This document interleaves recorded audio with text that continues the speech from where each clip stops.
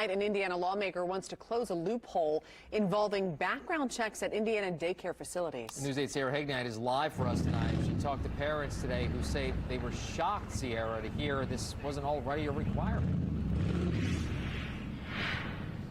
That's right, Phil. Now, some daycare facilities, they already run criminal background checks on all of their employees, but Indiana state law only requires they do that for some. Now, one state lawmaker is hoping to change that.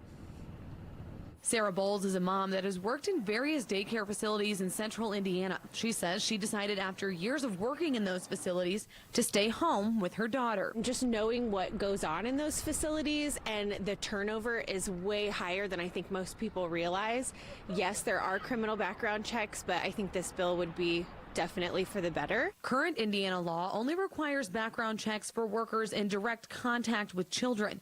A bill before lawmakers right now would expand those checks to cover all workers in a licensed daycare. What this legislation will do is ensure all employees and volunteers at a child care facility and center, whether that's in a center or a home, would undergo that criminal history background check. Bowles was surprised to hear about the new bill. I actually didn't know that that wasn't already the requirement. It's shocking and scary. The legislation, just quite honestly, it eliminates a loophole that currently allows some who work in proximity of the adolescents to simply bypass this important background check.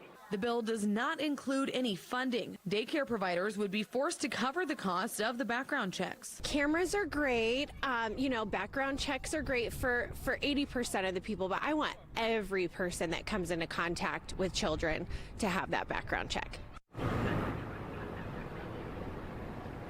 The bill has already passed the House and is scheduled to be heard by the Senate next week. Now, one important note about this bill is that if it did pass, it would only affect state licensed daycares. It would not affect most of the daycares that are run by churches.